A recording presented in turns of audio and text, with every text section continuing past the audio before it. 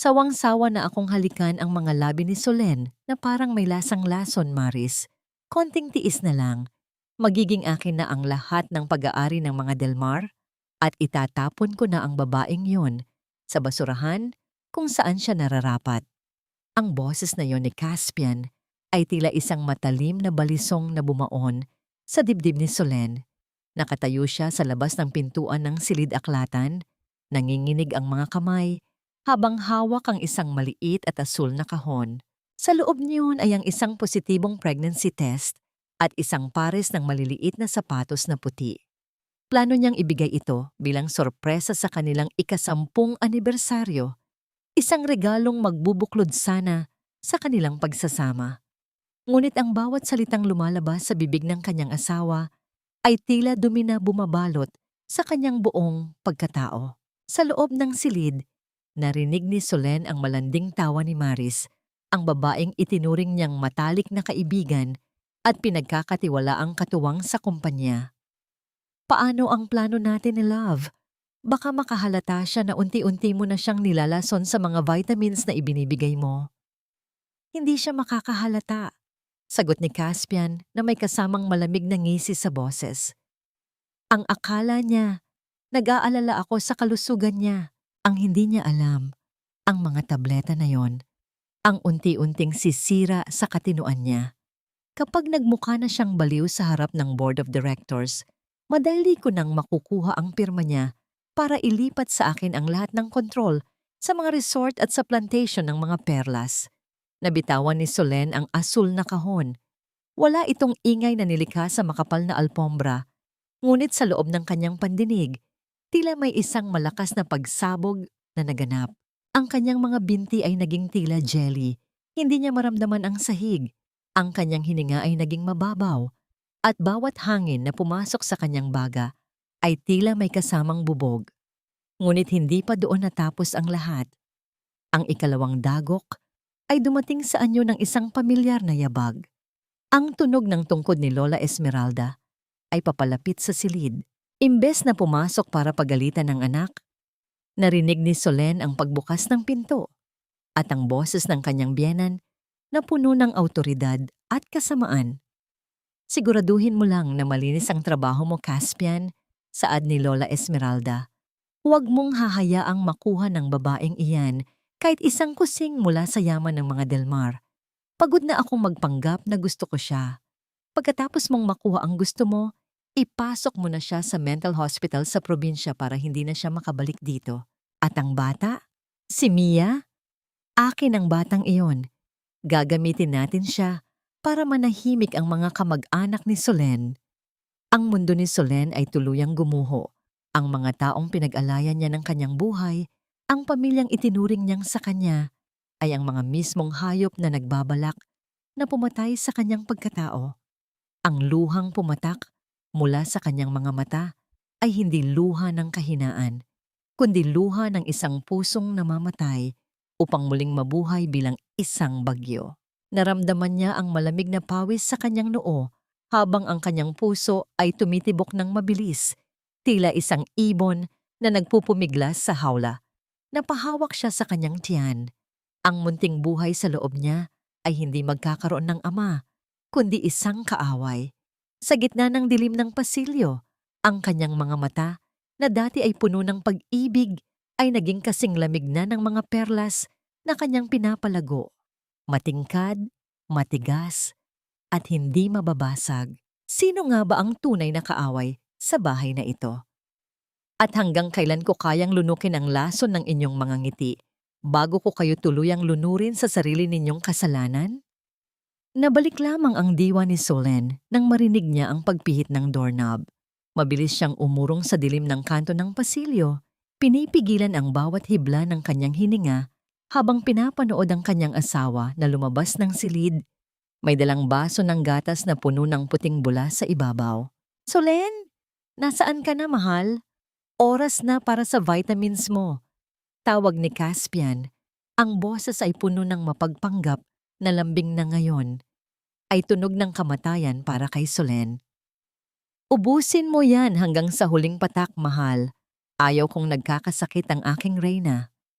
Ang boses ni Caspian ay tila isang malambing na oyayi, ngunit para kay Solen, bawat salita ay parang isang patak ng asidong tumutunaw sa kanyang kaluluwa. Tiningnan niya ang baso ng gatas, maputi, malinis, at tila walang kasalanan sa paningin ng iba. Ngunit sa likod ng mapuputing bula nito, alam ni Solen na nakatago ang dahan-dahang kamatayan ng kanyang katinuan. Ang kamay niyang hawak ang baso ay nanginginig. Hindi dahil sa takot, kundi dahil sa matinding pagpipigil na huwag itisod ang asawa at isampal sa mukha nito ang lahat ng narinig niya sa silid-aklatan. Salamat, Caspian. Napakamaalalahanin mo talagang asawa.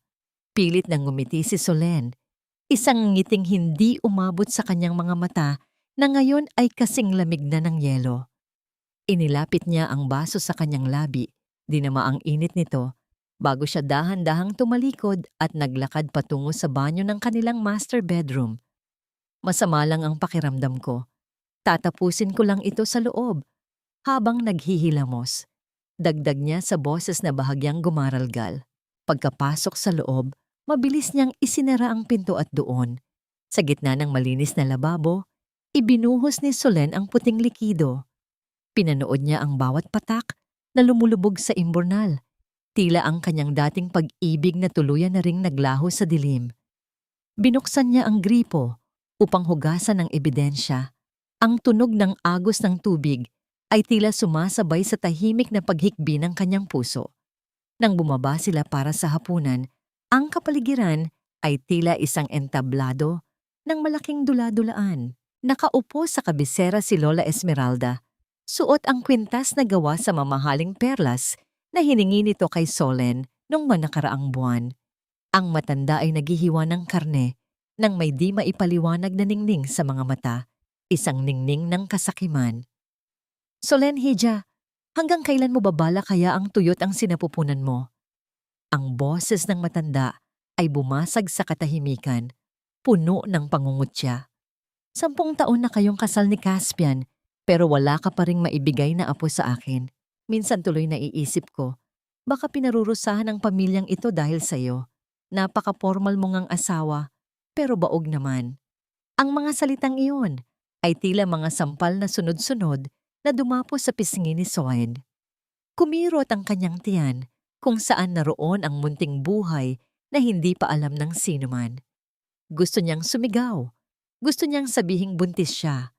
Pero alam niyang ang balitang yon ay magiging hatol ng kamatayan para sa kanyang anak sa kamay ng mga halimaw na ito. Sa halip, ibinaba niya ang kanyang kubyertos at marahang yumuko. Ang tradisyonal na pagpapakita ng respeto na ngayon ay naging maskara ng kanyang galit. Pasensya na po, Mama. Marahil ay hindi pa po talaga oras, mahinang sagot ni Solen. Tumingin siya kay Caspian na noon ay abala sa pagkain at tila walang narinig na pambabastos sa kanyang asawa. Ang kawalan ng pagkilos ng asawa ay mas masakit pa kaysa sa mga salita ni Lola Esmeralda. Pagkatapos ng hapunan, habang si Caspian ay nasa loob ng banyo, mabilis na hinalughog ni Solen ang mga gamit sa kabinet ng asawa. Naghahanap siya ng kahit anong magpapatunay kung gaano nakatagal ang panloloko sa kanya. Sa ilalim ng mga nakatuping polo shirt, nakakita siya ng isang maliit na sobre. Nang buksan niya ito, isang litrato ang lumabas, isang lumang litrato ni Maris at Caspian sa isang beach, magkayakap at masayang tumatawa. Sa likod niyon ay may nakasulat na petsa. 7 taon na ang nakalilipas. 7 taon. Halos buong panahon ng kanilang pagsasama ay may iba na pala si Caspian. Ang bawat halik, bawat I love you, bawat pangako ay bahagi lamang ng isang mahabang serye ng kasinungalingan. Napasandal si Solen sa dingding. Ang kanyang hininga ay naging tila isang mabigat na pasanin. Ang kanyang buong buhay ay itinayo sa ibabaw ng kumunoy. At ngayon ay unti-unti na siyang nilalamon nito. Nabalik lamang ang diwa ni Solen nang marinig niya ang pagbukas ng pinto ng banyo. Mabilis niyang itinago ang litrato sa loob ng kanyang suot na bathrobe. Lumabas si Caspian, Nagpapatuyo ng buhok at nakangiting lumapit sa kanya upang humalik sa kanyang noo. Ang amoy ng sabon nito ay tila amoy ng isang bangkay para kay Solen. Bakit parang namumutla ka, mahal? Siguro ay kailangan mo nang magpahinga. Bulong ni Caspian habang inaayos ang buhok ni Solen. Nga pala, bukas ay may darating na panauhin dito sa bahay. Si Maris, sabi ni Mama ay kailangan nating tulungan ang kaibigan mo dahil nawalan siya ng matitirhan. Dito muna siya pansamantala sa guest room. Tila tumigil ang pag-ikot ng mundo para kay Solen. Ang kabit ay papasok sa kanyang bahay. Ang babaeng narinig niyang humahalakhak habang pinaplano ang kanyang pagkamatay ay matutulog sa ilalim ng parehong bubong kung saan siya nakatira. Anong klaseng demonyo ang may kayang gawin ito sa sarili nilang asawa? Hanggang kailan ko kayang panatilihin ang ngiting ito habang ang bawat hibla ng aking puso ay nagnanais na sumigaw ng katarungan? Nang mahiga na sila, tinitigan ni Solen ang kisame sa dilim. Naramdaman niya ang kamay ni Caspian na yumakap sa kanyang baywang, isang yakap na dati ay nagbibigay sa kanya ng init, ngunit ngayon ay tila isang malamig na tanikala. Sa gitna ng katahimikan ng gabi, ang tanging naririnig niya ay ang mabilis na tibok ng kanyang sariling puso. Isang paalala na buhay pa siya. At habang may buhay, may pag-asa siyang pabagsakin ang lahat ng nagnanais sumira sa kanya. Bagay ba sa akin, Solen? Sabi ni Caspian, mas lalong nagliliwanag ang balat ko dahil sa mga perlas na ito. Parang ginawa talaga ito para sa leeg ko. Ang boses ni Maris ay tila isang matalas na kuko na kumakalmot sa pisara ng pandinig ni Solen. Umagang-umaga sa hapagkainan, nakaupo si Maris sa upuang dati ay nakalaan para sa yumaong ina ni Solen. At ang mas masakit, suot nito ang luhang kristal, isang kwintas na gawa sa pinakapambihirang perlas na tanging ang mga babae lamang ng pamilya Del Mar ang may karapatang magsuot. Iyon ang huling alaala ng kanyang ina, isang simbolo ng dangal na ngayon ay nilalapastangan ng isang babaeng walang hiya. Napatigil si Solen sa pag-aayos ng baon ni Mia, ang kanyang panganay na anak. Ang kanyang mga daliri ay humigpit sa hawakan ng lunchbox, sapat na upang mamuti ang kanyang mga kuko. Naramdaman niya ang isang pamilyar na hapdi sa kanyang lalamunan, isang bara na gawa sa luha at puot na hindi mailabas. Maris, matagal nang nawawala ang kwintas na yan. Paano napunta sa iyo ang pag-aari ng nanay ko? Ang boses ni Solen ay mahina, tila isang marahang hanging nagbababadya ng isang malakas na bagyo. Bago pa makasagot si Maris, ang tunog ng tungkod ni Lola Esmeralda ay umalingaw-ngaw sa malinis na sahig ng dining room. Huwag kang mapagbintang, Solen. Ibinigay ko yan kay Maris dahil nakita kong nakatambak lang yan sa vault. Sayang naman kung hindi nagagamit. At isa pa, si Maris ang nag-aasikaso sa mga dokumento ng kumpanya na hindi mo na magawa dahil lagi kang masama ang pakiramdam. Lumingon si Solen sa kanyang biyenan. Ang matanda ay nakatitig sa kanya nang may halong pandidiri. Tila ba si Solen ay isang maruming basahan na kailangang itapon. Mama, alaala iyan ni Mama. Hindi niyo dapat ibinibigay ang hindi sa inyo. Wala kang karapatang pagsalitaan ako nang ganyan sa sarili kong pamamahay. Sigaw ni Lola Esmeralda, bagaman ang bahay ay sa pamilya ni Solen.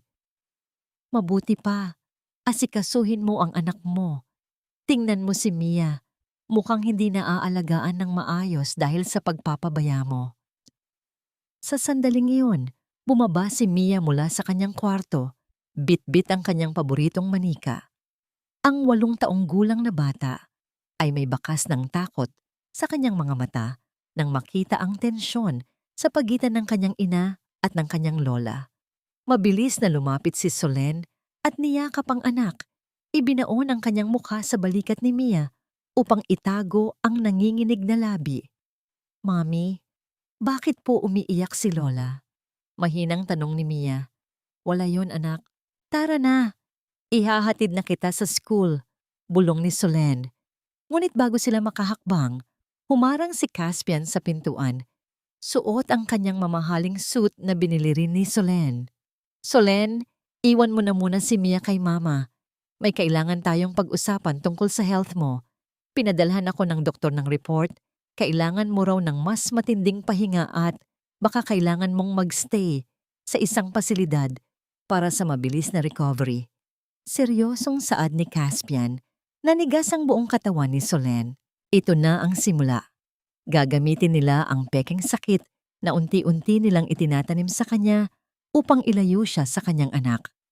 Tumingin siya kay Caspian, naghahanap ng kahit katiting na pagmamahal, ngunit ang nakita lang niya ay isang malamig na pader ng ambisyon at kasamaan. Hindi ko iiwan ang anak ko. Matigas na sabi ni Solen, at wala akong sakit, Caspian. Alam nating dalawa kung ano ang totoo.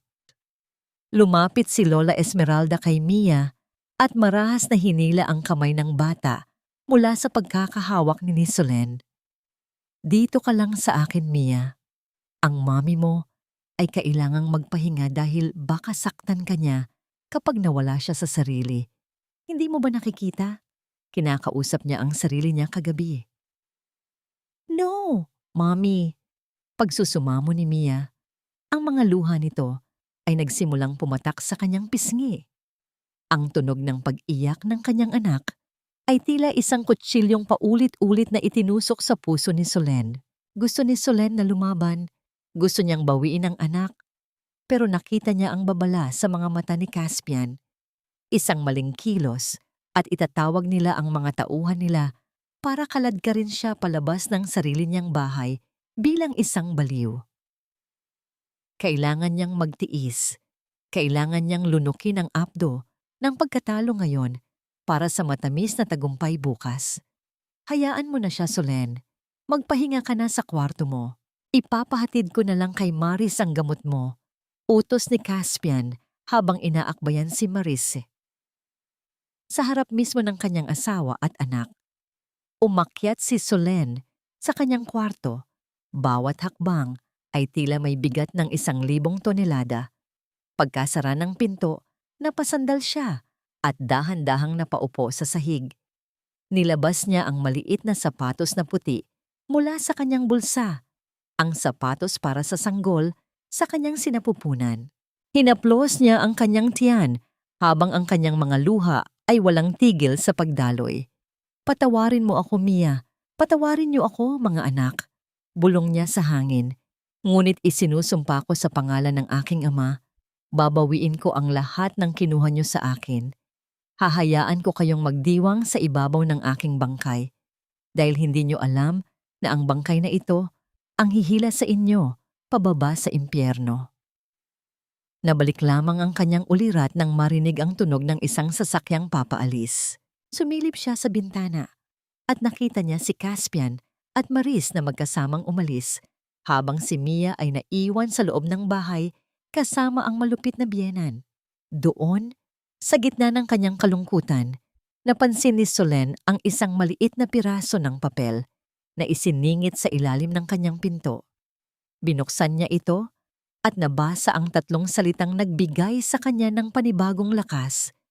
Hindi ka nag-iisa. Akin na yan, Solen. Huwag mo nang pahirapan ang sarili mo. At baka kung ano pa ang magawa ko sa magandang mukha mo. Ang boses ni Lola Esmeralda ay parang kalawang na kumakaskas sa bakal. Hawak nito ang isang mahabang gunting. Ang talim ay kumikislap sa ilalim ng bumbilya ng kwarto. Walang nagawa si Solen kundi iabot ang kanyang cellphone. Sa isang mabilis na galaw, ginupit ng matanda ang kable ng telepono sa tabi ng kama ni Solen. Ang tunog ng pagkaputol ng tanso ay tila simbolo ng tuluyang paghiwalay ni Solen sa mundo. Dito ka lang. Huwag kang lalabas hanggat hindi ko sinasabi. Isipin mo ang anak mo, Solen. Isang sumbong mo lang sa pulis. Hinding-hindi mo na makikita si Mia. Banta ng matanda, bago ito lumabas at narinig ni Solen ang pagpihit ng kandado mula sa labas. Naiwang mag-isa si Solen sa gitna ng silid na dati ay puno ng pag-ibig, pero ngayon ay naging isang malamig na selda. Napaupo siya sa gilid ng kama, ang kanyang mga kamay ay nanginginig sa matinding galit at takot. Ramdam niya ang bawat tibok ng kanyang puso sa kanyang lalamunan. Mabilis, marahas, at tila sumisigaw ng saklolo. Ang hangin sa loob ng kwarto ay tila nauubos. Bawat hininga niya ay may kasamang bigat ng kawalan ng pag-asa. Ngunit sa gitna ng kanyang pagluha, napansin niya ang isang maliit na awang sa bintana ng kanyang banyo na nakaharap sa likod ng mansyon, kung saan naroon ang masukal na hardin patungo sa dalampasigan. Naalala niya ang lihim na daanan na itinuro sa kanya ng kanyang ama noong bata pa siya.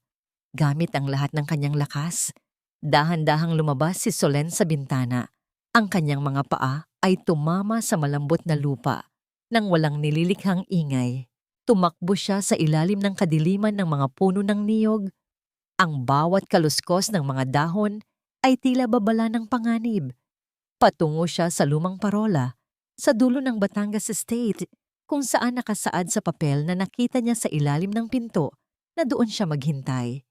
Pagdating sa parola, isang matangkad na anino ang nakatayo sa ilalim ng liwanag ng buwan.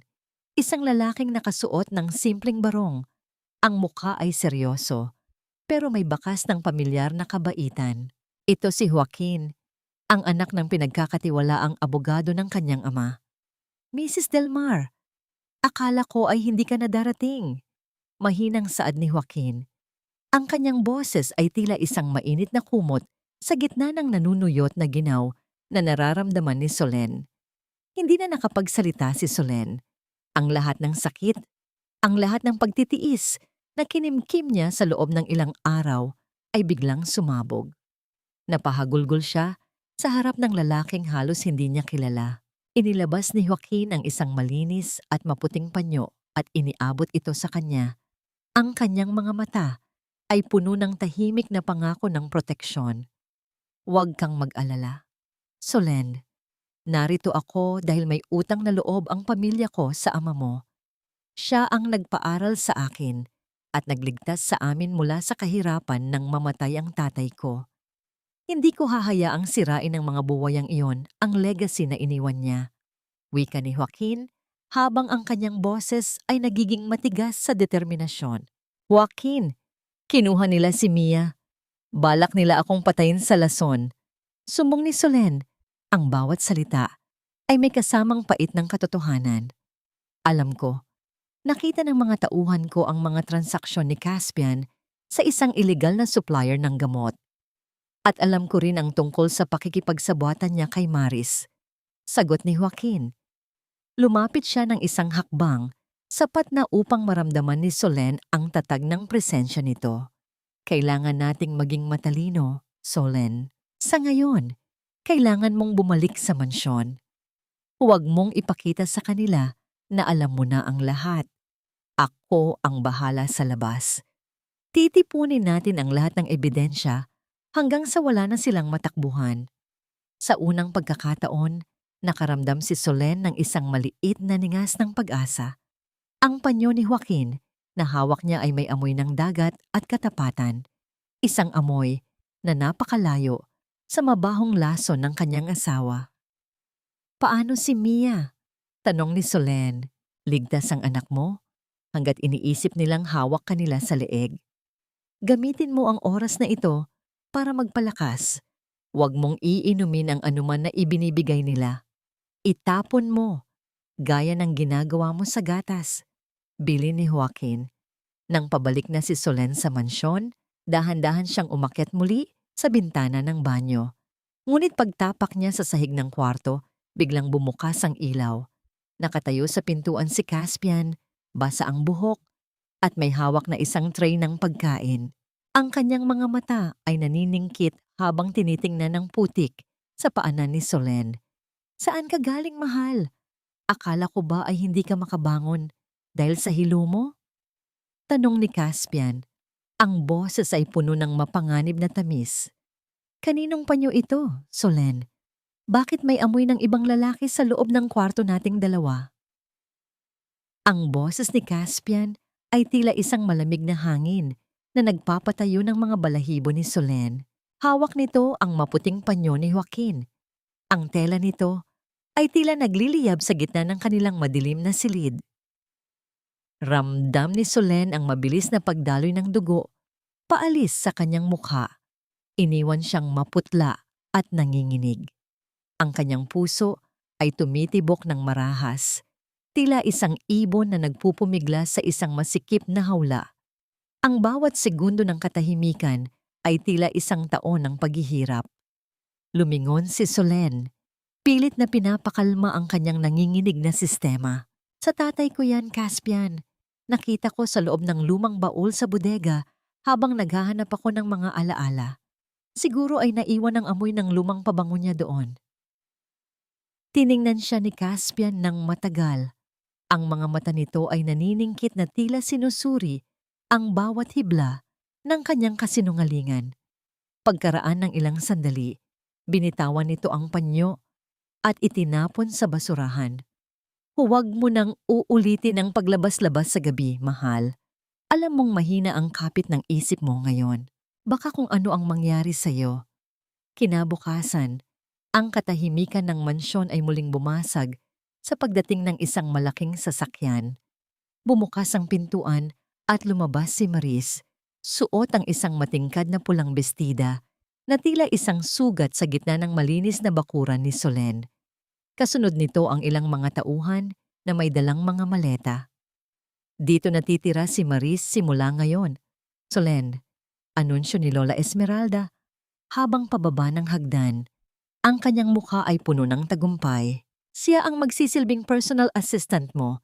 Siya ang titiyak na naiinom mo ang lahat ng gamot mo sa tamang oras at siya rin ang tutulong kay Caspian sa mga dokumento ng kumpanya na pinabayaan mo na. Tumingin si Maris kay Solen. Isang mapanuyang ngiti ang nakapaskil sa mga labi nito. Sana ay maging maayos ang pagsasama natin, Solen. Huwag kang mag-alala. Gagawin ko ang lahat para maging komportable ka sa sarili mong bahay. Sa bawat hakbang ni Maris papasok sa mansyon, tila nararamdaman ni Solen ang pagguho ng kanyang kaharian. Ang babaeng ito ay hindi lang kabit. Siya ay isang masamang binhi na itinanim upang sirain ang lahat ng pinaghirapan ng pamilya Delmar. Ngunit bago pumasok si Maris sa guest room, may nahulog na isang lumang clipping ng dyaryo mula sa kanyang bag. Mabilis itong kinuha ni Solen nang walang nakakakita. Nang buksan niya ito sa loob ng banyo, nakita niya ang balita tungkol sa pagkalugi ng Valdez Pearl Traders. 10 taon na ang nakalilipas, ang kumpanya ng ama ni Maris. Ang nakasulat na dahilan ng bangkarota ay ang matagumpay na bidding ng ama ni Solen. Doon naintindihan ni Solen ang lahat. Hindi lang pera ang habol ni Maris, habol niya ang paghihiganti para sa kanyang pamilya. Nais niyang bawiin ang lahat ng kinuha ng ama ni Solen sa pamamagitan ng paninira sa buhay ng kaisa-isang tagapagmana nito. Napatingin si Solen sa salamin. Kinuha niya ang kanyang pinakamatingkad na pulang lipstick at marahang ipinahid sa kanyang mga labi. Ang kulay nito ay tila dugo. Ang dugo ng isang mandirigma. Kung digmaan ang gusto nila, ibibigay niya ito. Hindi siya mananatiling biktima. Nang gabing iyon, habang ang lahat ay abala sa hapunan, lihim na pumasok si Solen sa kwarto ni Lola Esmeralda. Sa ilalim ng malaking kama ng matanda, itinanim niya ang isang maliit na audio recorder na ibinigay sa kanya ni Joaquin. Ang kanyang mga kamay ay hindi na nanginginig. Ang takot ay napalitan na ng isang malamig at matalas na determinasyon. Paglabas niya ng kwarto, muntik na siyang mabangga kay Maris na nakatayo sa dilim ng pasilyo. May hawak na baso ng tubig at nakatingin sa kanya ng may pagdududa. Ano ang ginagawa mo sa silid ni Lola Esmeralda, Solen? O baka naman pati ang sarili mong kwarto ay nakalimutan mo na dahil sa sobrang pag-inom ng bitamina mo? Ang boses ni Maris ay puno ng pangungutya habang nakatayo siya sa madilim na pasilyo. Ang liwanag ng buwan ay nagbibigay ng nakakatakot na anino sa kanyang mukha. Ramdam ni Solen ang mabilis na tibok ng kanyang puso sa kanyang leeg, tila isang tambol na nagbababala ng panganib. Ngunit sa halip na matakot, pilit niyang pinasabog ang kanyang galing sa pag-arte. Dahan-dahang itinaas ni Solen ang kanyang mga kamay sa kanyang ulo. Ang kanyang mga mata ay pinamulagat niya at pinalabo ang tingin. Narinig ko sila, ang mga perlas ko. Bumubulong sila sa ilalim ng kama ni Mama. Sinasabi nilang kinuha mo ang kwintas ni Nanay, Mariris. Bakit mo ninakaw ang boses nila? Humalakhak si Maris, isang tawa na puno ng pandidiri. Talagang nawawala na siya sa sarili, Caspian. Halika rito, tingnan mo ang asawa mo. Tawag ni Maris sa asawa ni Solen na noon ay kalalabas lang ng kanilang silid. Lumapit si Caspian, ang kanyang mukha ay nagpapakita ng mapagpanggap na pag-aalala habang inaalalayan si Solen. Mahal, bumalik na tayo sa kwarto. Masyado nang malala ang epekto ng pagod mo. Pagod. Maris, ihanda mo na ang mas malakas na dosis ng gamot niya. Pagkapasok sa kanilang silid, hinayaan ni Solen na ihiga siya ni Caspian. Ipinikit niya ang kanyang mga mata. Nagkukunwaring natutulog habang nararamdaman ang bawat galaw ng asawa sa kanyang paligid. Nang marinig niyang lumabas muli si Caspian para kausapin si Maris sa baba, mabilis siyang bumangon. Kinuha niya ang nakatagong burner phone sa ilalim ng kutsyon at mabilis na tinawagan si Joaquin. Joaquin, kailangan na nating bilisan. Inilipat na nila ang mga dokumento sa guest room kung saan naroon si Maris. Ang akala nila ay tuluyan na akong nawawala sa sarili. Bulong ni Solen sa gitna ng kadiliman. Huwag kang mag-alala. Solen, nakahanda na ang mga papeles para sa trust fund ni Mia. Kapag napirmahan mo na ito, kahit anong mangyari sa korporasyon, hindi nila mahahawakan ang yaman na para sa anak mo. Bukas sa charity event, doon natin gagawin ang huling hakbang. Sagot ni Joaquin. Ang boses nito ay nagbibigay ng hindi matatawarang lakas kay Solen. Kinabukasan, nagkaroon ng maliit na pagtitipon ng mga kababaihan sa mansyon para sa paghahanda sa auction. Naroon ang mga asawa ng mga business partners ng pamilya Del Mar. Ito ang pagkakataong hinihintay ni Solen. Habang nagsisilbi ng tsaa si Maris, isang bagay na ginagawa niya upang magmukhang masipag sa harap ng iba, biglang itinumba ni Solen ang kanyang tasa. Ayaw ko niyan! May mga insekto sa loob ng tsaa. Maris, bakit mo ako gustong lasunin? Sigaw ni Solen, sapat na upang marinig ng lahat ng panauhin. Nanginginig ang kanyang buong katawan, ang kanyang mga mata ay puno ng luha ng takot. Nagkatinginan ang mga panauhin, puno ng awa at pagdududa. Mabilis na lumapit si Lola Esmeralda at niyakap si Solen, ngunit ang yakap nito ay tila isang tanikala na sumasakal sa kanya. Pasensya na kayo mga mare. Masyadong stressed si Solen dahil sa trabaho. Naghahalucinate na siya nitong mga nakaraang araw. Sa likod ng balikat ng kanyang biyenan, nakita ni Solen ang tagumpay sa mga mata ni Caspian at Maris. Iniisip nilang nananalo sila. Hindi nila alam na ang bawat eksenang ginagawa ni Solen ay bahagi ng isang malaking bitag upang ipakita sa publiko na hindi siya nasa tamang pag-iisip. Isang alibay na gagamitin niya mamaya upang mapawalang bisa ang anumang pirma na pipilitin nilang kunin sa kanya. Pagkatapos ng pagtitipon, habang naglalakad si Solen sa hardin, nakita niya ang isang pamilyar na itim na sasakyan na huminto sa harap ng kanilang gate. Isang lalaking nakasuot ng puting Amerikana ang lumabas. Ang doktor na binayaran ni Caspian upang ideklara siyang unfit para mamuno sa kumpanya. Naramdaman ni Solen ang isang malamig na kaba, ngunit hinawakan niya ang kanyang tiyan. Ang munting buhay sa loob niya ay nagbibigay sa kanya ng dahilan upang huwag sumuko. Buntis ka pala, Solen? Bakit hindi mo sinabi sa akin? Sayang. Hindi rin naman mabubuhay ang batang yan sa dami ng laso na dumadaloy sa dugo mo. Ang boses ni Caspian ay tila isang malamig na haplos ng kamatayan sa batok ni Solen. Nakatayo ang kanyang asawa sa gitna ng kanilang silid.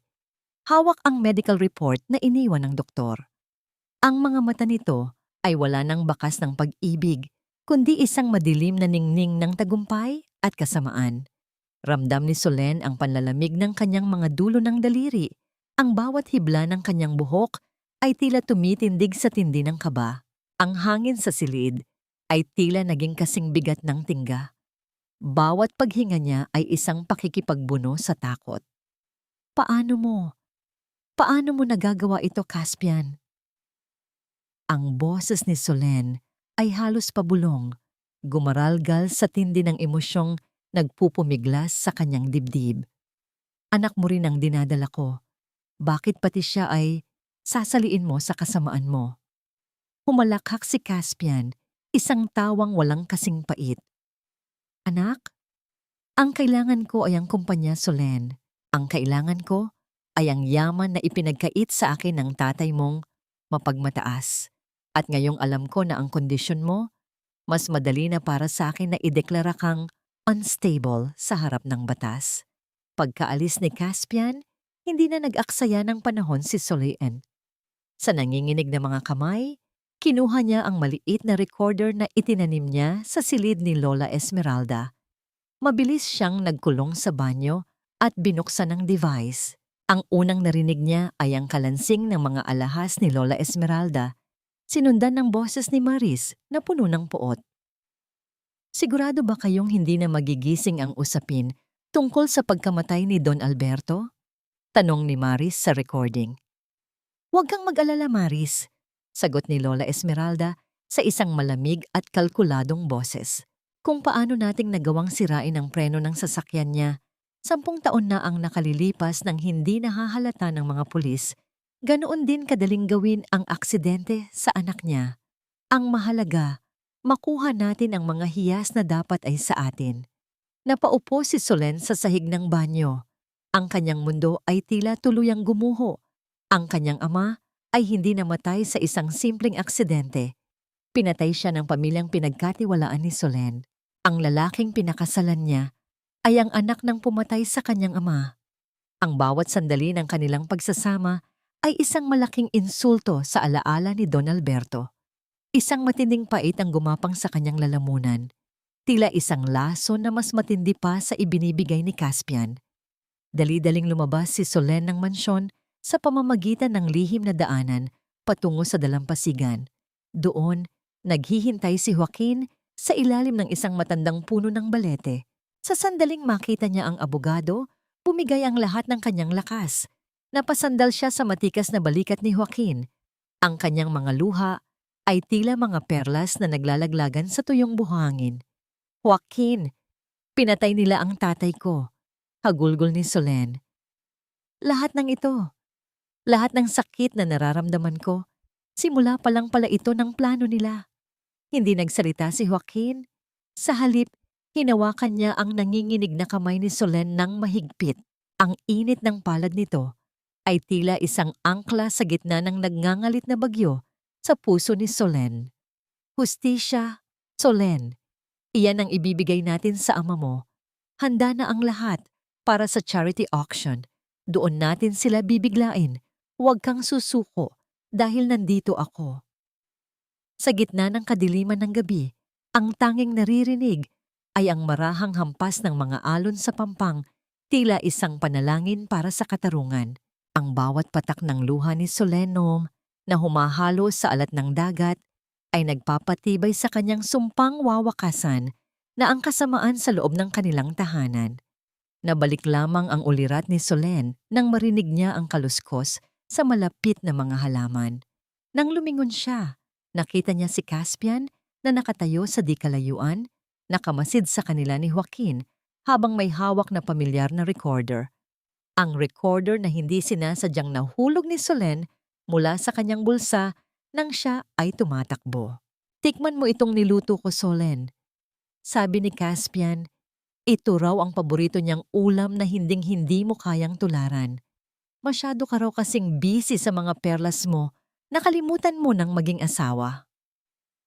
Ang boses ni Maris ay tila isang matalim na karayom na paulit-ulit na tumutusok sa pandinig ni Solen.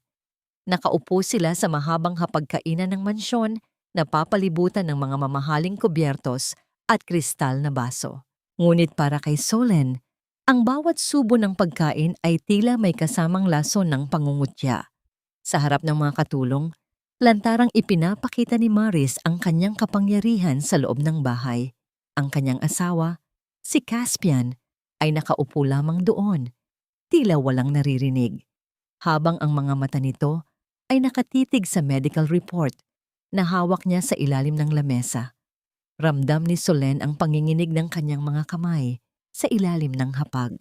Hinigpitan niya ang pagkakahawak sa kanyang napkin. Ang kanyang mga kuko ay bumaon sa telang lino hanggang sa mamuti ang kanyang mga daliri. Isang matinding pait ang gumapang sa kanyang lalamunan. Tila isang bara ng luha na tumangging umagos. Ang bawat tibok ng kanyang puso ay tila isang babala ng paparating na bagyo. Maris, ang pagkain ay hindi sinusukat sa sarap, kundi sa kung sino ang naghain nito ng may katapatan. Mahinang sagot ni Solen, ang kanyang boses ay malamig at puno ng dignidad. Ang lasa ng luto mo ay tila amoy ng isang bagay na nabulok na sa tagal ng pagtatago. Napatigil si Maris sa pagkain. Ang kanyang mukha ay namula sa galit. Ngunit bago pa ito makasagot, ang tunog ng pagbagsak ng kubyertos ni Lola Esmeralda ay umalingaw-ngaw sa buong silid. Tumahimik kayong dalawa. Bukas na ang charity auction. Ayaw kong magkaroon ng anumang gulo sa harap ng mga bisita natin. Solen, siguraduhin mong nakasuot ka ng gown na itim bukas para magmukha kang formal. At siguro ay para na rin sa pagluluksa mo sa kumpanyang mawawala na sayo. Pagkatapos ng hapunan, pumasok si Solen sa kanyang kwarto at mabilis na isinara ang pinto. Nilabas niya ang kanyang burner phone at mabilis na tinawagan si Joaquin. Ang kanyang hininga ay naging mabilis at mababaw, tila isang ibon na naghahanap ng hangin sa gitna ng usok. Joaquin, handa na ba ang lahat? Ang video presentation? Nasigurado mo bang mapapalitan natin ang original file sa system ng resort? Bulong ni Solen, ang kanyang mga mata ay nakatitig sa pinto upang masiguradong walang nakikinig. Huwag kang mag-alala, Solen. Ang mga tauhan ko ay nasa loob na ng IT room. Sa oras na simula ng presentation, ang lahat ng katotohanan ay lilitaw sa harap ng buong bansa. Sagot ni Joaquin. Ang boses nito ay puno ng katatagan na nagbigay ng panandaliang kapayapaan sa puso ni Solen. Nga pala, nahanap na namin ang orihinal na testamento ng ama mo. Nakatago ito sa isang lihim na compartment sa loob ng opisina ni Caspian. Iyon ang huling alas natin. Napatitig si Solen sa kanyang sarili sa salamin. Kinuha niya ang kanyang gown, isang puting-puting sutla na tila gawa sa liwanag ng buwan. Salungat sa gusto ni Lola Esmeralda, puti ang isusuot niya. Puti dahil siya ang biktima. Siya ang anghel na nagbabalik upang kuhanin ang nararapat sa kanya. Ang puting gown na yon ay tila isang baluti na magpoprotekta sa kanya laban sa mga demonyong nakapaligid sa kanya. Dahan-dahan niyang hinaplos ang kanyang tiyan. Ang munting buhay sa loob niya ay tila sumasabay sa bawat pintig ng kanyang pananabik at takot. Ang bawat segundo na lumilipas ay tila isang hakbang patungo sa isang bangin o patungo sa kalayaan. Nang gabing iyon, hindi nakatulog si Solen. Tinitigan niya ang kisame habang naririnig ang mahinang pag-uusap ni Caspian at Maris sa kabilang kwarto. Ang bawat tawa nila ay tila isang hamon sa kanya. Ngunit sa ilalim ng kanyang unan, naroon ang susi ng kanyang tagumpay. Isang maliit na flash drive na naglalaman ng lahat ng ebidensya ng kanilang kasamaan. Pirmahan mo na ito, Solen. Huwag mo nang hintaying mapahiya ka sa harap ng buong alta sosyedad ng Maynila at Batangas.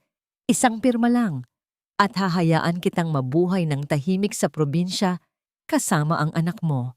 Ang boses ni Caspian sa loob ng VIP room ng resort ay tila isang malamig na utos ng isang diktador. Inilapag niya ang mga dokumento sa harap ni Solen, ang formal na pagsuko ng lahat ng shares ng Delmar Pearl Corporation.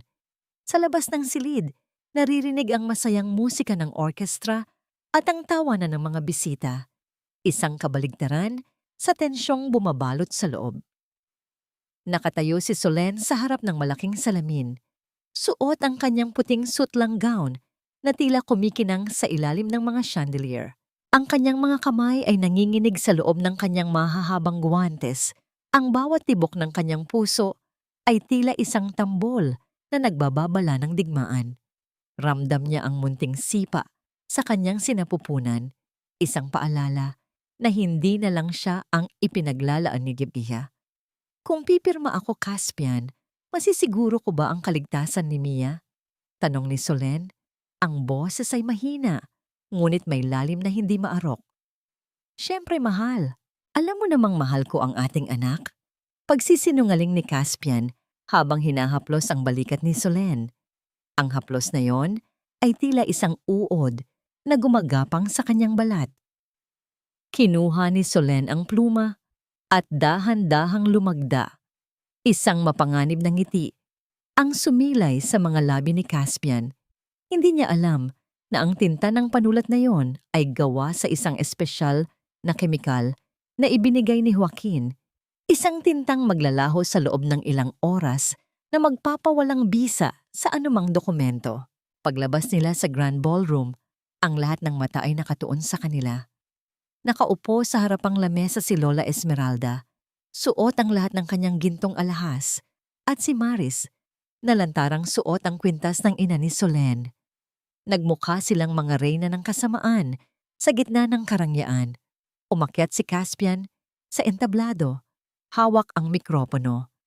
Magandang gabi sa inyong lahat. Ngayong gabi, hindi lamang tayo narito para sa charity. Narito rin tayo para sa isang mahalagang anunsyo. Dahil sa lumalalang kondisyon ng kalusugan ng aking asawa, si Solen, formal na niyang ibinibigay sa akin ang pamamahala ng Delmar Corporation. Nagkaroon ng bulungan sa paligid. Ang mga kaibigan at kasosyo ng ama ni Solen ay nagpakita ng pagkabigla at awa. Ngunit sa isang hudyat ni Solen mula sa gilid ng stage, ang malaking screen sa likod ni Caspian ay biglang nagbago. Imbes na ang video ng kasaysayan ng kumpanya, ang lumabas ay ang audio recording na nakuha ni Solen. Ang boses ni na Caspian, Maris at Lola Esmeralda habang pinaplano ang paglason kay Solen at ang pag-amin sa pagpatay kay Don Alberto, 10 taon na ang nakalilipas. Sawang-sawa na akong halikan ang mga labi ni Solen na parang may lasang lason. Kailangan lang natin ang kanyang yaman. Ang boses ni Caspian ay umalingaw-ngaw sa buong ballroom, malakas at malinaw. Sinundan ito ng boses ni Lola Esmeralda. Kung paano nating nagawang sirain ang preno ng sasakyan ni Don Alberto, ganoon din kadaling gawin ang aksidente sa anak niya. Ang katahimikan sa ballroom ay tila naging kasing bigat ng 1,000 tonelada. Ang mga basong hawak ng mga bisita ay tila nakalimutang ibaba. Nanigas si Caspian sa entablado. Ang kanyang mukha ay naging kasing puti ng papel. Mabilis na tumayo si Lola Esmeralda. Pilit na pinapatigil ang video, ngunit huli na. Nagbukas ang malalaking pintuan ng ballroom at pumasok si Joaquin. Kasunod ang mga pulis sa kanilang uniforme. Ang tunog ng kanilang mga sapatos sa marmol na sahig ay tila tunog ng hatol ng bitay para sa mga salarin. Caspian Delmar, Esmeralda Delmar, at Maris Valdez. Kayo ay inwaresto sa kasong tangkang pagpatay at ang muling pagbubukas ng kaso ng pagkamatay ni Don Alberto Delmar. Anunsyo ng opisyal. Nagkaroon ng kaguluhan. Sinubukang tumakas ni Maris, ngunit hinarangan siya ng mga gwardiya ng resort. Si Lola Esmeralda ay tila nawalan ng malay sa sobrang hiya at takot. Habang pinaposas ang mga ito, dahan-dahang naglakad si Solen patungo sa entablado. Tiningnan niya ang kanyang asawa, ang lalaking minahal niya, nang higit sa kanyang buhay, ngunit naging sanhi ng kanyang pinakamalalim na sugat. Wala nang luha sa mga mata ni Solen. Ang tanging naroon ay ang kapayapaan ng isang pusong sa wakas ay nakalaya na. Ang mga perlas ay nabubuo sa gitna ng sakit, Caspian, mahinang sabi ni Solen sa harap ng asawa. At ngayon, ang sakit na itinanim mo ang siyang tatapos sa inyong lahat. Nasaan ang anak ko, Caspian? Anong ginawa mo kay Mia? Ang sigaw ni Solen ay yumanig sa buong ballroom, isang tinig na puno ng pait at takot ng isang ina. Ngunit sa halip na sumagot, ang tanging ibinigay ni Caspian ay isang nakakatakot na ngisi habang kinakaladkad siya ng mga pulis palabas. Mabilis na tiningnan ni Solen ang kanyang cellphone. Isang litrato ang bumungad sa kanya, si Mia, nakatali ang mga kamay at nakaupo sa isang madilim at maalikabok na sulok. Ang malalaking mata ng bata ay puno ng luha at panginginig. Solen, huminahon ka. Alam ko kung nasaan iyan, ani Joaquin, habang mabilis na lumalapit sa kanya. Ang kanyang mga mata ay matalas at puno ng determinasyon. Iyan ang lumang bodega sa dulo ng Pampang, ang lugar kung saan matatagpuan ang mga unang kagamitan ng ama mo. Doon dinala ni Lola Esmeralda ang bata bago pa magsimula ang programa. Hindi na nag-aksaya ng panahon si Solen. Sa gitna ng kanyang mabigat na gown at nanginginig na mga binti, tumakbo siya patungo sa dalampasigan. Ang bawat hakbang niya sa buhangin ay tila isang pakikipagbuno sa oras. Ang malamig na hangin ng dagat ay humahampas sa kanyang mukha, tila nakikiramay sa kanyang nag-aapoy na dibdib. Ang bawat tibok ng kanyang puso ay tila sumisigaw ng pangalan ng kanyang anak. Pagdating sa lumang bodega, ang amoy ng kalawang at luma na kahoy ang bumungad sa kanya. Ang katahimikan sa loob ay tila isang bitag. Doon, sa ilalim ng isang nag-iisang bumbilya, nakatayo si Lola Esmeralda. Ang matanda ay tila nawala na sa katinuan. Ang kanyang buhok ay gulo-gulo at ang kanyang mga kamay ay mahigpit na nakahawak sa balikat ni Mia. "Huwag kang lalapit, Solen!" Sigaw ni Lola Esmeralda. Ang boses ay gumaralgal sa tindi ng desperasyon. "Akin ang batang ito. Kung hindi mapupunta sa amin ang kumpanya, wala ring matitira sa'yo. Utang na loob mo sa pamilya namin ang lahat ng mayroon ka." "Mama, bitawan mo ang anak ko." Mahinang pakiusap ni Solen. Ang kanyang boses ay tila isang marahang daluyong na nagtatago ng isang malakas na tsunami. Wala ng kumpanya, wala ng yaman. Ang tanging natitira sa inyo ay ang inyong mga kasalanan. Huwag mong idamay ang inosenteng bata. "Kasalanan? Kami ang bumuo sa'yo. Kami ang nag-alaga sa'yo nang mamatay ang ama mong mahina." Pangungutya ng matanda. Sa sandaling iyon, napagtanto ni Solen na ang babaeng nasa harap niya ay hindi kailanman naging pamilya. Isa lamang itong anino ng kasakiman na matagal na niyang hinayaang manahan sa kanyang buhay.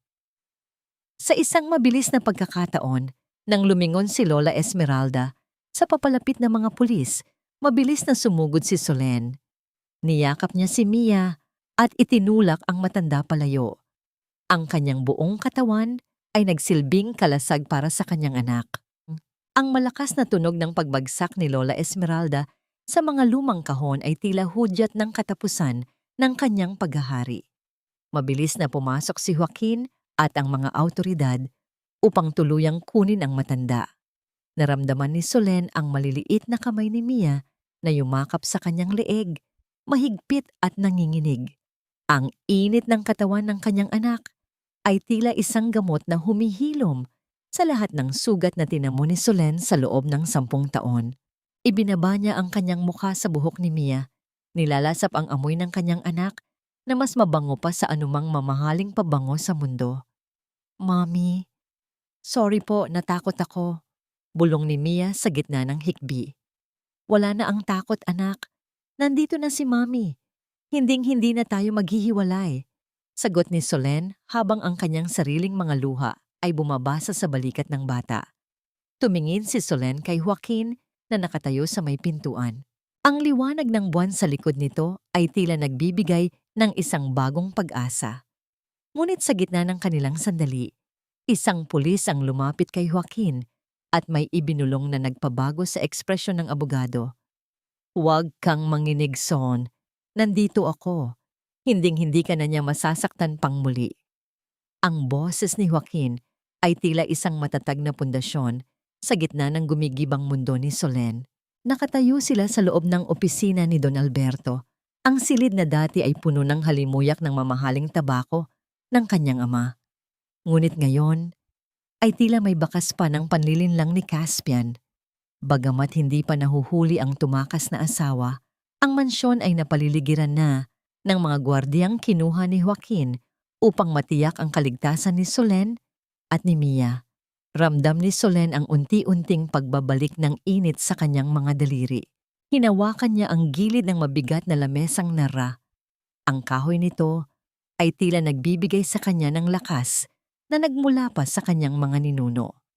Ang bawat tibok ng kanyang puso ay hindi na sumisigaw ng takot, kundi ng isang pag-asang matagal nang naibaon sa ilalim ng lason ng kanyang pagsasama kay Caspian. Isang malalim na hininga ang pinakawalan ni Solen, tila inilalabas ang lahat ng bigat na kinimkim niya sa loob ng 10 taon. Salamat, Joaquin. Kung hindi dahil sa'yo, baka tuluyan na akong naging anino sa sarili kong bahay.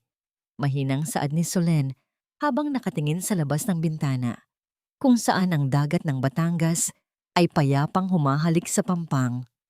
Lumapit si Joaquin, sapat na upang maramdaman ni Solen ang presensya nito na tila isang kanlungan sa gitna ng bagyo.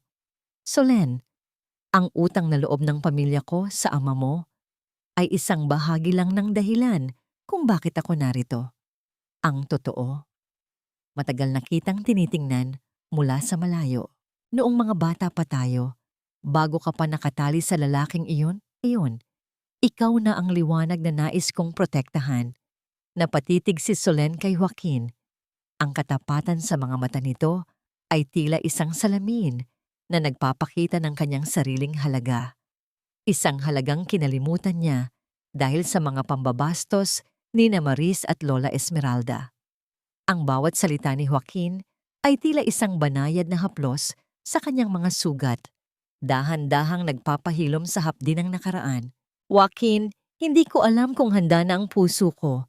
Masyadong maraming lason ang dinaloy nila sa dugo ko. Bulong ni Solen, ang kanyang mga mata ay nagsisimulang manubig sa sobrang emosyon. Hindi kita minamadali, Solen. Maghihintay ako hanggang sa ang bawat perla sa iyong puso ay muling kuminang ng walang takot. Sagot ni Joaquin habang marahang hinawakan ng kamay ni Solen. Ang init ng palad nito ay tila isang tahimik na panunumpa na hindi siya mag-iisa sa laban na ito. Nabalik ang atensyon ni Solen sa isang maliit na drawer sa ilalim ng lamesa ng kanyang ama na tila may nakasingit na puting papel. Nang buksan niya ito, nakita niya ang isang lihim na compartment na hindi napansin ni Caspian. Sa loob ay may isang lumang sobre na may sulat kamay ni Don Alberto. Para sa aking mahal na Solen. Dahan-dahang binuksan ni Solen ang liham. Ang bawat salita ng kanyang ama ay tila isang tinig mula sa langit. Nagbibigay ng babala tungkol sa pamilya ni Caspian na matagal na pala nitong pinaghihinalaan. Sa dulo ng liham, may isang susi. Isang susi para sa isang safe deposit box na naglalaman ng tunay na katibayan ng pagkatao ni Maris. Ngunit ang kapayapaan sa loob ng silid ay biglang bumasag nang tumunog ang intercom sa gate. Ang boses ng gwardiya ay puno ng kaba. Ma'am Solen, may isang itim na sasakyan na pilit pumapasok. Ayaw huminto at mukhang si Sir Caspian ang nagmamaneho. Patayin mo na lang ako, Solen. Dahil kung wala ka, wala rin ang lahat ng yaman na dapat ay sa akin. Hindi ako papayag na mapunta ka sa lalaking yan habang ako ay nabubulok sa kangkungan. Ang boses ni Caspian ay tila isang aso na nanggigigil sa galit. Umaalingaw-ngaw sa malawak na bakuran ng mansyon. Nakatayo siya sa labas ng pintuan. Ang kanyang mga mata ay nanlilisik at ang kanyang buhok ay gulo-gulo. Isang malayo at nakakatakot na imahe mula sa gwapong arkitekto na pinakasalan ni Solen 10 taon na ang nakalilipas. Hawak niya ang isang bote ng lason sa isang kamay at isang baril sa kabila. Itinuturo sa kanyang sariling sentido habang nakatingin sa balkonahe kung nasaan si Solen at Joaquin. Naramdaman ni Solen ang isang matinding lamig na gumagapang sa kanyang mga binti. Tila ang bawat hibla ng kanyang kalamnan ay naging yelo sa tindi ng kaba. Ang kanyang puso ay tumitibok ng marahas. Bawat pintig ay tila isang pagsabog sa loob ng kanyang dibdib. Ngunit sa halip na sumigaw o umiyak, humakbang siya pasulong. Ang kanyang puting gown ay dahan-dahang humahaplos sa sahig, tila isang reynang handang harapin ang huling pagsubok ng kanyang kaharian. Ibagsak mo ang baril na yan, Caspian. Mahinang saad ni Solen. Ang kanyang boses ay kalmado, ngunit may awtoridad na hindi matatawaran. Hindi ka mamamatay para sa pag-ibig dahil kailanman ay hindi mo alam ang kahulugan yon. Mamamatay ka sa sarili mong kasakiman at hindi ko hahayaang madungisan ng iyong dugo ang lupa ng aking ama. Anong alam mo sa nararamdaman ko? Binigay ko ang 10 taon ng buhay ko sa iyo. Sigaw ni Caspian, ang kanyang kamay ay nanginginig. Ibinigay mo ang 10 taon para sa isang kasinungalingan, sagot ni Solen habang dahan-dahang bumababa ng hagdan patungo sa bakuran. Pinigilan siya ni Joaquin, ngunit marahan niyang tinanggal ang kamay nito. Kailangan niyang tapusin ito ng mag-isa. Narito ang liham ng aking ama, Caspian. Alam niya ang lahat. Alam niya ang tungkol sa pamilya mo, ngunit hinayaan niya akong pakasalan ka dahil naniwala siyang magbabago ka. Pero pinili mong maging anino ni Lola Esmeralda. Pinili mong maging alipin ng pera. Sa sandaling iyon, ang tunog ng mga sirena ng pulis ay muling narinig sa paligid. Ang mga asul at pulang ilaw ay tumama sa mukha ni Caspian. Inilalantad ang kanyang desperasyon. Napansin ni Solen ang panginginig ng mga labi ng asawa. Sa isang mabilis na pagkakataon, nang tangkaing inumin ni Caspian ang lason, mabilis na sumugod ang mga sniper ng pulis at binaril ang kanyang kamay. Ang bote at ang baril ay tumalsik sa damuhan nang walang anumang buhay na nawala. Napasubsob si Caspian sa lupa, humahagulgol na parang isang bata. Nilapitan siya ni Solen, ngunit hindi upang damayan, kundi upang tingnan siya sa huling pagkakataon nang may ganap na kawalan ng nararamdaman. Ang dating apoy ng pag-ibig ay naging abo na ng paglimot. Paalam, Caspian. Sa kulungan, naway mahanap mo ang kapayapaang hindi mo kailanman ibinigay sa akin. Bulong ni Solen bago siya tumalikod. Makalipas ang ilang linggo, ang katarungan ay tuluyan ng nakamit. Si Maris ay nahatulan ng habambuhay na pagkabilanggo dahil sa pakikipagsabwatan sa pagpatay kay Don Alberto habang si Lola Esmeralda ay nananatili sa isang psychiatric ward sa loob ng bilangguan dahil sa kanyang lumalalang mental na kondisyon. Ang luhang kristal na kwintas ay muling nagniningning sa leeg ni Solen. Ang bawat perlas nito ay tila nagpapasalamat sa muling pagkakaroon ng dangal. Sa loob ng boardroom ng Delmar Pearl Corporation, nakatayo si Solen sa harap ng mga investors. Inilabas niya ang kanyang pinakabagong disenyo, ang The Phoenix Pearl, isang perlas na may kakaibang ningning na buo mula sa pinakamatinding pagsubok ng kalikasan. Ang bawat sugat ay hindi dapat itago. Pahayag ni Solen sa harap ng lahat, ang kanyang boses ay puno ng kumpiyansa. Dahil ang mga sugat na ito ang nagtuturo sa atin kung paano muling bumangon at maging mas matingkad kaysa sa dati. Pagkatapos ng meeting, lumapit si Joaquin sa kanya. May dalang isang maliit na bouquet ng mga puting bulaklak. Ang ngiti nito ay tila isang bukang liwayway sa gitna ng matagal na gabi. Handa ka na bang umuwi, mahal na Reyna? Tanong ni Joaquin. Ang boses ay puno ng lambing. Tumingin si Solen sa portrait ng kanyang ama na nakasabit sa dingding. Pakiramdam niya ay nakangiti ito sa kanya. Hinaplos niya ang kanyang tiyan kung saan ang isang bagong buhay ay ligtas at malusog. Handa na ako, Joaquin, para sa isang bagong simula. Sagot ni Solen habang dahan-dahan silang naglalakad palabas ng kumpanya. Magkahawak ang kamay patungo sa isang kinabukasang wala ng lason, kundi puno na ng tunay na pag-ibig at kapayapaan. Isang taon ang mabilis na lumipas mula nang huling yumanig ang bagyo sa buhay ni Solen. Ngayon, ang dalampasigan ng Batangas ay hindi na lugar ng mga lihim na pagtatagpo at takot, kundi isang paraiso ng kapayapaan. Ang sikat ng araw sa takip silim ay tila isang malambot na kumot na kulay ginto. Dahan-dahang humahalik sa bawat alon na dumadampi sa pampang. Ang amoy ng alat ng dagat ay humahalo sa halimuyak ng mga sariwang bulaklak mula sa hardin ng mansyon, isang amoy na hindi nalason, kundi buhay. Nakatayo si Solen sa balkonahe, suot ang isang simpleng puting bestida. Ang kanyang mga mata, na dati ay puno ng luha at pait, ngayon ay nagniningning na parang pinakamahalagang perlas sa mundo. Sa kanyang leeg, ang luhang kristal ay hindi na simbolo ng pagluluksa, kundi ng dangal na kanyang ipinaglaban. Naramdaman niya ang isang mainit na yakap mula sa kanyang likuran. Si Joaquin iyon, ang lalaking naging angkla niya sa gitna ng nagngangalit na karagatan. Ang lalim na naman ng iniisip mo, mahal, mahinang bulong ni Joaquin. Ang boses nito ay tila isang musika na nagpapakalma sa bawat hibla ng pagkatao ni Solen. Iniisip ko lang kung gaano kalayo na ang narating natin, Joaquin. Sagot ni Solen habang dahan-dahang sumasandal sa matikas na dibdib ng asawa.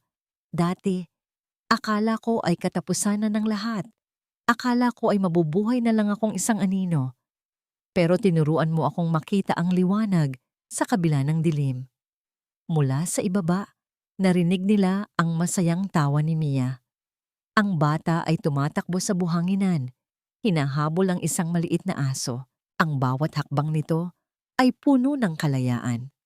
Malayo sa takot na naranasan nito sa kamay ng kanyang lola. At sa gitna ng hardin, nakahiga sa isang duyan ang isang munting sanggol. Si Baby Alberto, ang kanyang mahimbing na pagtulog, ay simbolo ng muling pagkabuhay ng pamilya Del Mar, isang bagong henerasyon na hindi na mababahiran ng kasakiman. Kumusta na kaya ang mga anino ng nakaraan? Balita ni Joaquin, si Caspian ay nananatiling tahimik sa loob ng rehas. Ang kanyang mga mata ay wala ng ningning, kundi pagsisisi. Si Maris naman ay unti-unti nang nilalamon ng limot sa loob ng bilangguang pambabae, habang si Lola Esmeralda ay tuluyan ng nawala sa sariling mundo. Paulit-ulit na binibilang ang mga perlas na gawa lamang sa plastik sa loob ng psychiatric ward. Hindi na sila bahagi ng kwento ni Solen. Sila ay mga dumi na lamang sa ilalim ng dagat na dahan-dahang tinatabunan ng putik. Nahanap mo na ba ang kapatawaran, Solen? Tanong ni Joaquin habang pinagmamasdan ang papalubog na araw. Pinatawad ko na ang sarili ko sa pagiging bulag noon. Tugon ni Solen nang may paninindigan. At ang sa kanila? Hinayaan ko na ang Diyos at ang batas na humusga. Ang mahalaga ay ang kapayapaang nararamdaman ko ngayon. Wala nang lason sa aking dugo, Joaquin. Ang tanging narito ay pag-ibig para sa iyo at para sa ating mga anak. Dahan-dahang lumakad ang mag-asawa patungo sa dalampasigan upang samahan si Mia. Sa bawat yabag ng kanilang mga paa sa buhangin, tila isang panalangin ng pasasalamat ang binibigkas ng kalikasan. Ang dagat ng Batangas ay saksi sa lahat, sa sakit, sa pagtataksil, sa pagluha, at ngayon, sa tagumpay ng isang pusong tumangging mabasag. Ang huling aral na iniwan ni Solen sa kanyang mga talaarawan ay simple, ngunit malalim. Ang perlas ay hindi nabubuo sa karangyaan. Nabubuo ito kapag ang isang maliit na butil ng buhangin ay pumasok sa loob ng kabibi at nagdulot ng hapdi. Ang hapdi na yon ang siyang pilit na binabalot ng kabibi ng kanyang sariling yaman hanggang sa maging isang matingkad na perlas. Gayon din ang tao. Ang bawat sugat, bawat pait, at bawat pagsubok ay hindi sumpa, kundi pagkakataon upang lumikha ng isang bagay na mas maganda, mas matatag, at mas mahalaga kaysa sa anumang ginto sa mundo. Mommy, Daddy, look at the sunset. It looks like a giant pearl.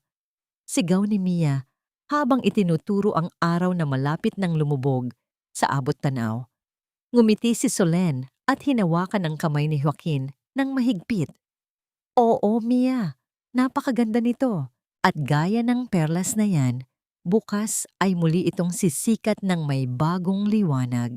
Sa gitna ng katahimikan ng gabi, ang tanging naririnig ay ang marahang bulong ng hangin at ang payapang hampas ng mga alon, isang awit ng pag-ibig na hinding-hindi na matatapos.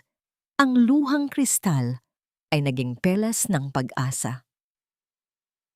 Ang bawat paghampas ng alon sa pampang ng Batangas ay nag-iiwan ng pangako na ang isang pusong nahanap na ang kanyang kapayapaan ay hinding-hindi na muling magagapi ng anumang laso ng nakaraan. Ang luhang kristal ay tuluyan ng naging perlas ng pag-asa na nagniningning sa ilalim ng gabay ng tunay na pag-ibig.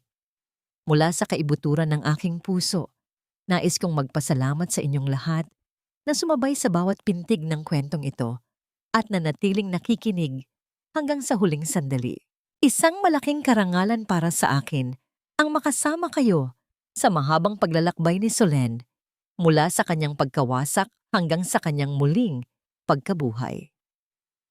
Habang isinusulat ko ang mga kabanatang ito, lalo na ang mga sandali kung saan tila wala nang laban si Solen sa gitna ng matinding pait at pagtataksil ng kanyang sariling pamilya, hindi ko mapigilang makaramdam ng matinding bigat sa aking dibdib. Ang sakta ng isang pusong tapat at mapagmahal ay tila pagpukol ng bato sa isang malinaw na kristal. Masakit, nakakapanghina, at tila imposibleng mabuo muli. Ang bawat salita ng pambabastos ni Lola Esmeralda at ang bawat lason ni Caspian ay tila naging personal na sugat din sa aking panulat.